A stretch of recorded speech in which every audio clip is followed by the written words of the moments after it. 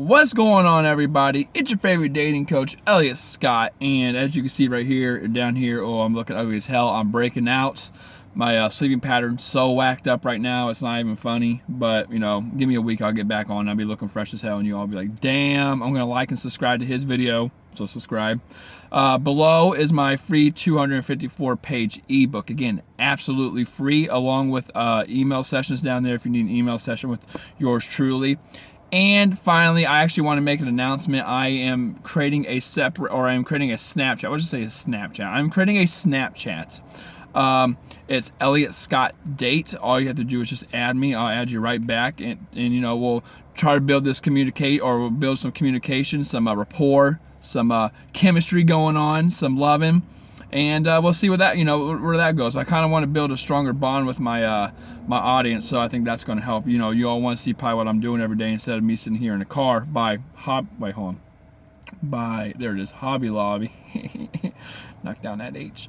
But how much should you text this guy, right? That's the topic of today. How much is too much, or how much should I text him? And I want to say this goes down to two things, okay? The first thing is, if you read my book, again, below 254 pages, absolutely free. If you read my book, I talk about how you need to text as minimally as possible to get the desired result. Now, in my opinion, that's very low. If you're having a conversation with the guy over text, you're ruining attraction, okay? I have client after client coming to me with their emails telling me why it's not working out. And it's because you're never giving the guy space. When you're with the guy, you're all over him. You're seeking validation. You're just trying to win him over. Which again creates the hierarchy, which I always talk about. And when you're away, you're still trying to do the same thing because you're texting him and you're holding these conversations. Texting, again, like I say in my other texting videos, it's one of those things. Just because you can do it doesn't mean you should, or not as much at least. So how much is too much? Okay. I would say you only need to text for 3 reasons. I think I said this in one of those other videos also, but it's to get the dates. Maybe if you don't make the date in person, you need to text the date.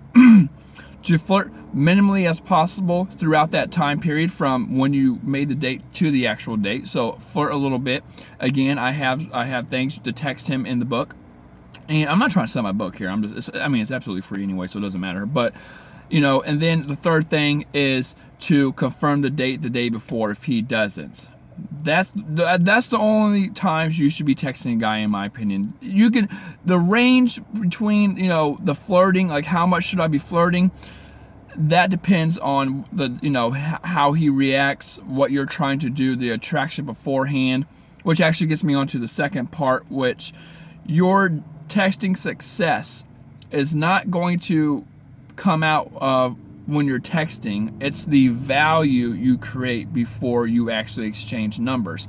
Everything in a guy's eyes is about value. If you want him to be a boyfriend and not a one-night stand after sex, you better hope you created value before, okay? If you didn't have any value and you hooked up with this guy, and it doesn't matter when you hooked up with him. It doesn't matter if it was the day of or 10 weeks down the road. It's all about value. If you hooked up with him on day 1, but you created enough value and he thinks like, wow, this is an awesome chick, it's not going to be a hit and quit or a one-night stand. He's going to try to stick around. At the same time, if you're not creating any value and the guy stuck around for 10 weeks, well, first off, you're going to hate me saying this, but you got to give him credit. That's a long fucking time for a girl with no value. And then he hits it and then he leaves. That's, the time doesn't matter. It's the value, okay? So your texting success is going to be based on the value you create beforehand. So you need to get that down.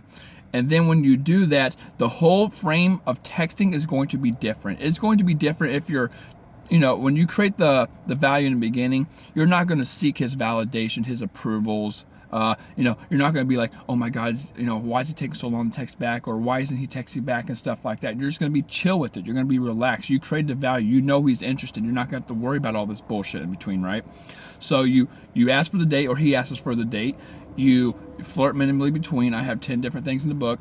And then you confirm the date, okay? Then after that date, you do it again. And slowly over time, you pick up the frequency. You should not be texting every day or even every other day, in my opinion, unless you are officially dating. Like you've been on several dates and you are, pretty much each other's priority in the dating pools, right? Maybe you're talking to other guys, but hey, it's a sunny game, man. Hold on, let's see if this works. Maybe you're it works, right? Hey, what's up, girls? What's up, ladies? Maybe you're talking to other people, but if you're each other's priority and you're starting to like wean everybody else off, then you could pick up the texting. And of course, when you're official, then you make your own damn rules, right? That's all you guys. But with that being said, how much should you text the guy? As minimally as possible to get the desired result. In my opinion, you have to have the 3 minimums at least, which is you have to make a date. You have to make a date. You have to text as minimally as possible to keep the flirtation alive, the interest alive, the escalation. You want escalation and sexual appeal, right? Sexual tension. Not saying you have to show boobies or anything like that, because you don't. You don't gotta be, it doesn't even have to be sexual. You just gotta build some type of escalation, right? Attraction. And then confirm the date, and then go on the date, and then repeats. And the more you repeat, you slightly pick it up more and more.